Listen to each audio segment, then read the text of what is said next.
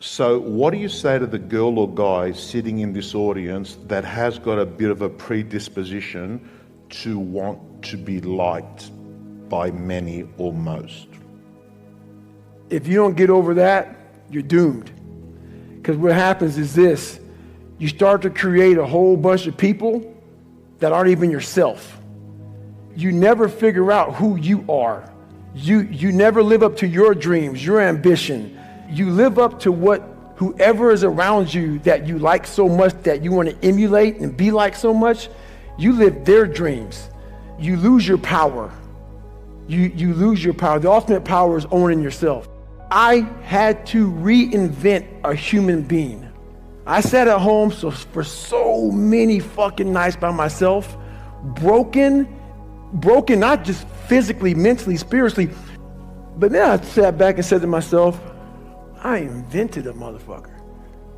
I actually sat back when I was fat, nasty, out of shape, miserable, and created a human being in my mind that didn't even exist, and said, that's what I want to be. I want to be that guy.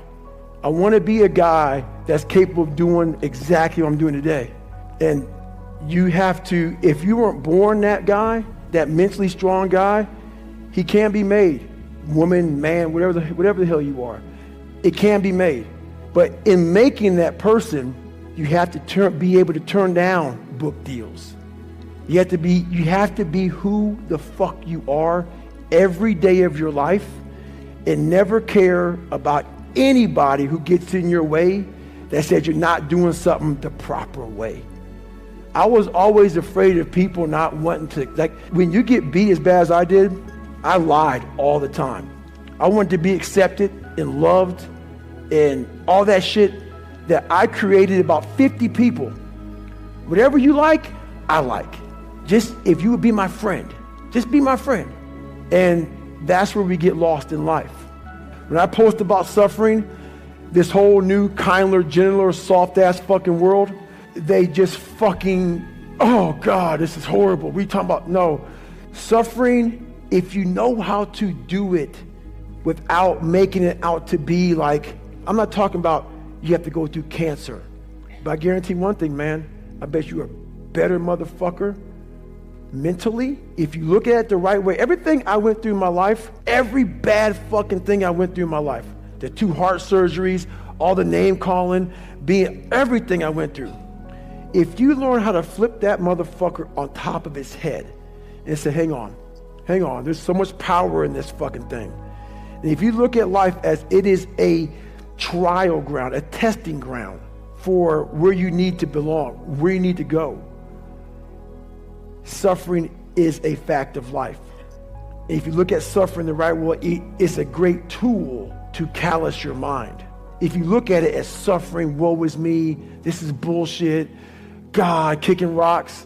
If you look at it like, okay, motherfucker, you're testing me now. I get it. Whenever I'm being like depressed, I go through depressed moments, I go, oh, hang on, I'm getting tested. So you have to be aware of all the signals and signs that are being given to you from the world. One of them is if you feel bad, you're being tested. How are you going to perform under that? And that's suffering is a part of life, very needed. That's the only place, man. I'll never forget when I was younger and I lived in a 7-dollar place and it fucked up. Everything was jacked up. I had a pair of jeans, and I'll never forget this as long as I live. You know, first day of school, people go school shopping, right? Week out, 2 weeks out, maybe a month out. We didn't have any money to do that. So I had this pair of jeans that the inside of the pocket was green. The inside of the pocket was green. I wore them almost every fucking day.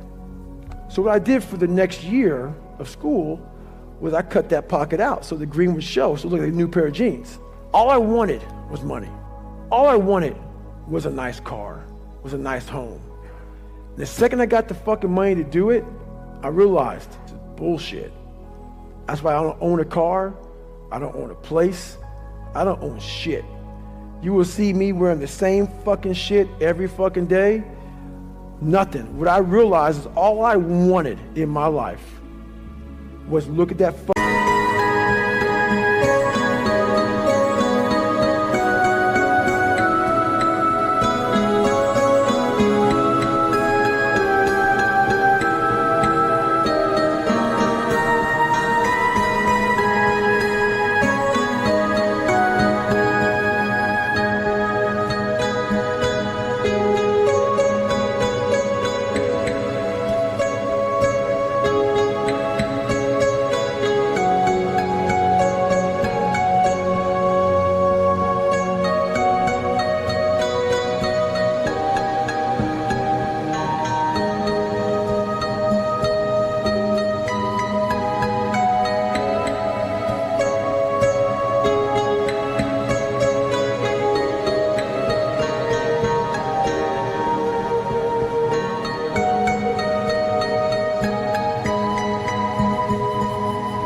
mirror, in that accountability mirror, and be proud of. And everything else went away. While you need money to be successful, you need money to live, you need money. Money does buy a form of happiness, because without it, you're fucking miserable. But once I realized it doesn't mean shit. It doesn't mean shit for me. While it helps you, it also hurts you to come from darkness, because why? It's easy for me to sit back and say, you know what? Poopy pants mentality. I want to sit back and let the world take care of me now. And that's what I'm talking about. Don't play sick too long. While my childhood was so messed up, I played sick way too long, and I almost lost tons of opportunities by playing sick. Because it feels good to play sick. My dad beat the fucking shit out of me, man. I couldn't read. I can't read. You know, when I was a junior in high school, I couldn't read. If you live that life, it feels good for people to, oh man, you know, that's just David, man. He's just not real smart, and he had a bad life, and you get a get out of jail free card. That's nice. It sucks doing what I had to do to get here today. That was not fucking fun. That darkness is not, there's nothing that dark to drive me to the places I had to go to become successful. On the flip side of that, if you come from a silver spoon family, you have to realize that. You have to realize, fuck, there's people out there like David Goggins who had nothing, fucking nothing. And I've had all this opportunity in front of me, and I'm a loser. I'm not shit.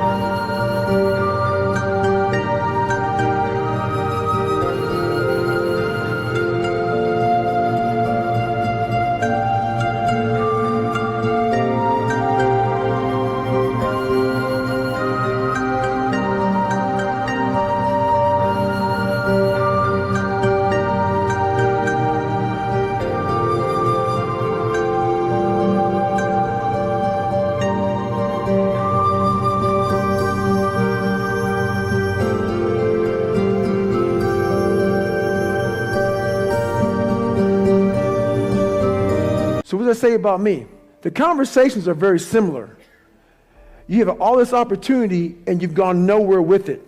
I'm at the bottom of the barrel, and it could take me a lot longer just to get where you're at for the starting line, to be fair. There's a barrier in your brain. There's a barrier. You got to find out what kind of removes that barrier from your brain. My biggest barrier was my father. And once I removed that barrier, I was free to think. And once I felt good about myself, I was free to put action in. I never felt good about myself. I never felt good about myself. Whenever I would get somewhere, the demon would come back, put me right back in the cage. If you don't go back, like I'm a runner, left knee hurts. A lot of people focus on that fucking left knee. A lot of times it's your fucking right hip, and that's about life. You got to figure out what has messed you up mentally. Go to the source. Go to the origin of the source.